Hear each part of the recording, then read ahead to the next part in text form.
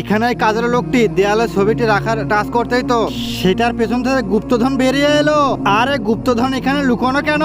লোকটি তো টাকার উপর হাত দিতেই তো এখানে তার মালিক চলে আসে।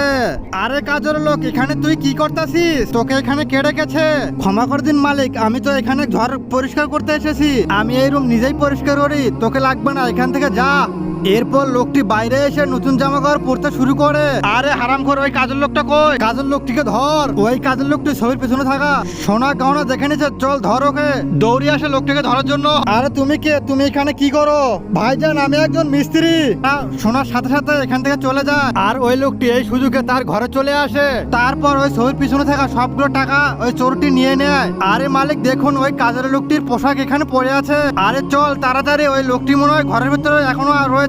তারপর তারা সেখানে ঘরে চলে আসে। রামু, এই ঘরে চোর আছে, ভালোভাবে খোঁজ। তার আগে দেখবো কে কে শয়তানকে হারিয়ে আল্লাহকে ভালোবাসে। যারা যারা আল্লাহকে ভালোবাসে ভিডিওতে লাইক দিয়ে চ্যানেলটিকে সাবস্ক্রাইব করে দিয়েন। আর যারা শয়তানকে ভালোবাসে তাদের কোনো কিছু করার দরকার নেই।